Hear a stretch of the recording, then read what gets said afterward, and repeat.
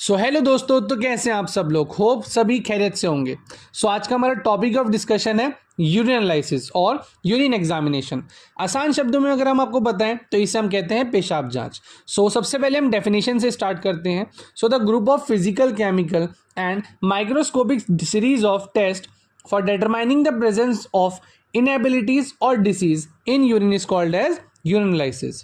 कौन कौन सी ऐसी बीमारियां हैं जिसका हम पता लगा सकते हैं यूरिनलाइसिस से।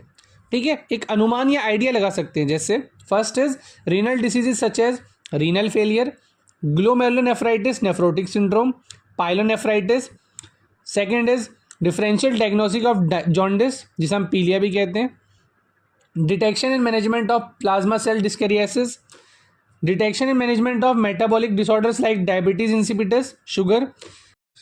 यूरिनलाइसिस का सबसे पहला topic that is sample collection और यूरिन सैंपल कलेक्शन। तो उसके लिए हमें एक कंटेनर लेना है और वो हमें पेशेंट को प्रोवाइड करना है। जो कंटेनर है that should be wide mouth, बड़ा होना चाहिए, स्टराइल, साफ सुथरा होना चाहिए, लीक प्रूफ, जो उसके अंदर यूरिन लीक ना हो ऐसा होना चाहिए। स्क्रू कैप दैट इज हम उसे इजीली क्लॉकवाइज और एंटी क्लॉकवाइज मूवमेंट में उसके ढक्कन को खोले और बंद कर सके। And last is transparent that is वो यूरिन अच्छे से दिखना चाहिए।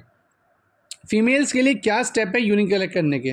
First, the genital area of women should be clean with soap and water with hand movement interior and posterior so that the area should be cleaned. Second is area should be dry with clean cloth और cotton balls. Third, the patient is instructed to pass out the initial half of urine into toilet and collect the rest half of the urine into container।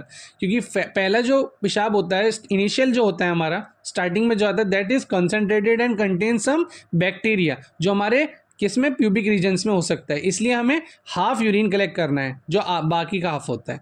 Second, in males the genital area should be cleaned with soap and water and dry with a clean cloth. The mid stream of urine collected into container that is first half is discarded and rest is collected. So next is the baby urine collection. ये clean catch urine होना चाहिए जो एक urine bag में collect होता है। और for example अगर बेबी का यूरिन नहीं आ रहा है या फिर कोई ओल्ड पेशेंट या कोई पेशेंट जो आफ्टर सर्जरी आए, उसका यूरिन कैसे कलेक्ट करेंगे जिसका यूरिन ऑब्स्ट्रक्शन हो चुका है। उसके लिए हम एक मेथड यूज करते हैं that is suprapubic aspiration. इसमें क्या करते हैं हम, it is a procedure in which the urine is take from the pubic bone. Pubic bone तक हम क्या करते हैं, एक हमारे कैथेटर को लेकर जाते हैं और वहां से क्या होता है, फिर यूरिन अपने आप फ्लो होकर बैग में आ जाता है। ठीक है, ये हम करते हैं जो 2 साल से छोटे बच्चे होते हैं या फिर ऑब्स्ट्रक्टिव पेशेंट जिनका जो यूरिन है वो हो नहीं रहा है। यूरिन एनालिसिस के 2 स्पेसिफिक टेस्ट होते हैं। एक होता है रैंडम, या फिर मॉर्निंग में हमने क्या किया, सैंपल ला कर दे दिया। ठीक है, जो होता है छोटे कंटेनर में। And the second is 24 hour specimen, जिसमें हम क्या करते हैं, बैक्टीरियल कल्चर करते हैं। उसमें हम क्या कहते हैं पेशेंट को कि सुबह उठने से लेकर नेक्स्ट सुबह तक क्या करें, यूरिन को कलेक्ट करें। Same with the method of mid stream. जैसे एक लैब टेक्नीशियन या फिर एक पैथोलॉजिस्ट के पास यूरिन सैंपल आता है तो वो उसे टेस्ट कैसे करते हैं। सबसे पहले जैसे मैंने आपको बताया था, यूरिन एनालिसिस में 3 टेस्ट होते हैं दैट इज फिजिकल, केमिकल और माइक्रोस्कोपिक। तो फिजिकल में हम सबसे पहले क्या करते हैं, उसका अमाउंट देखते हैं कि यूरिन कितने अमाउंट में आया है, मतलब कितना यूरिन है। नेक्स्ट चीज उसका कलर देखते हैं, वो हम अपना नोट करते हैं। नेक्स्ट उसका अपीयरेंस, अपीयरेंस मतलब 3 तरह का हो सकता है दैट इज जब हम यूरिन को देखें उसे हमें क्या करना है, थोड़ा सा मूव कराना है। मूव कराकर हमें क्या करना है, देखना है कि वो क्लियर है, हेजी है या प्रेसिपिटेट है। क्लियर मतलब बिल्कुल साफ, हेजी मतलब धुंधला, प्रेसिपिटेट मतलब बिल्कुल हार्ड हो गया। ठीक है, कुछ कुछ कंडीशंस होती है जिनमें डिफरेंट टाइप्स ऑफ यूरिन का अपीयरेंस मिलता है। नेक्स्ट हमें उसके अंदर पीएच पेपर डालना है। पीएच पेपर के अंदर हमें उसकी स्पेसिफिक ग्रेविटी, उसका ग्लूकोज लेवल, उसका ल्यूकोसाइड लेवल, उसका nitrate level, urobilinogen, protein, pH, ketone bodies, bilirubin and bacteria check करना है। ठीक है, ये सारी इंडिकेशंस होती हैं, कलर के हिसाब से हमें पता लग जाती हैं। यूरिन एनालिसिस के अंदर अगर फिजिकल एग्जामिनेशन में हमारे volume, specific gravity, pH, glucose, protein सब कुछ नॉर्मल आता है तो हम यूरिन सैंपल को स्टेराइल कंसीडर करके उसकी रिपोर्ट नॉर्मल भेज देते हैं। बट फॉर एग्जांपल इफ हमें क्या हुआ, उसके अंदर अपीयरेंस उसकी या फिर पीएच या स्पेसिफिक ग्रेविटी में कुछ भी क्या लगा, अबनॉर्मलिटी लगी, तो हम उसे माइक्रोस्कोपी करते हैं। उसकी माइक्रोस्कोपी करने के लिए हमें सबसे पहले क्या करना है, उसे सैंपल को एक ट्यूब में लेना है। ठीक है, ट्यूब में लेने के बाद हमें क्या करना है, उसे सेंट्रीफ्यूज करना है।